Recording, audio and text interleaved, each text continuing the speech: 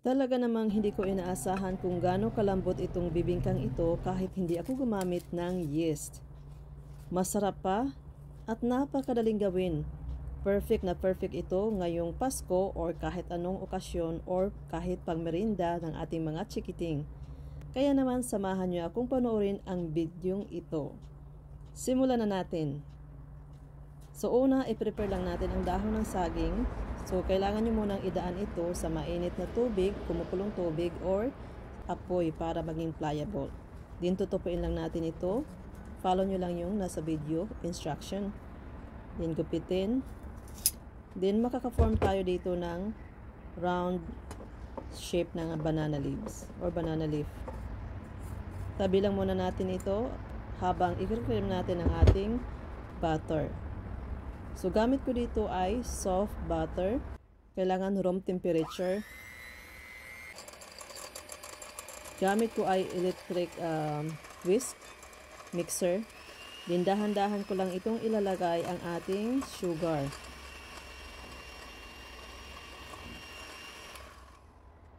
So, once na na-cream na ito ay ating ilalagay ang ating egg or eggs kasi tatlo. So, paunti-unti din ang paglagay ko dito, one at a time. So, nakikita nyo, high speed dito para maging talagang aalsa yung ating bibingka. Nakakatulong ito sa pag-alsa din. Kaya, importante na ma-cream natin ito or mabit natin ito ng maayos. So, scrape nyo rin sa gilid para walang lumps. Then, habang binibit natin ito, ilalagay na natin ang rice flour into 3 parts. Paunti-unti rin ang paglagay ko dito.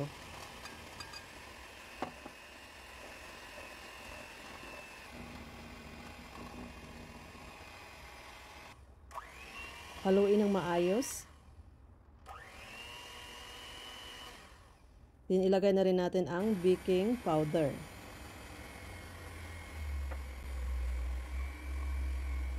Mag-start tayo sa low speed paghalo sa baking powder kasi guys lilipad yan. Pinch of salt.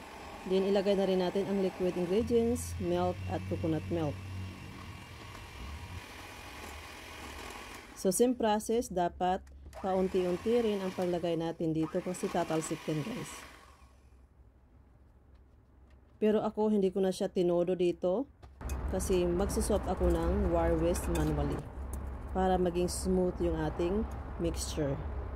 Ayan. So now, this is ready. Dapat at this time na preheated nyo na yung oven. Kailangan na preheat nyo na para ready to bake.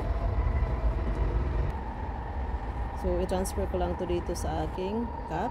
Ayan. Punong-puno to guys kasi sakto lang talaga. Then, i-bake natin ito for 30 minutes. Depende yan sa inyong oven at sa laki ng inyong bibingka. Makakagawa kayo dito ng 12 pieces kung maliit yung muffin pan nyo. Pero kung ganito kalaki ay 6 lang. So, lagyan ng salted eggs on the top and cheese. Then, i-bake nyo ulit ng ilang minuto. Then, wala. Palamigin at syempre guys, palamigin at kakainin.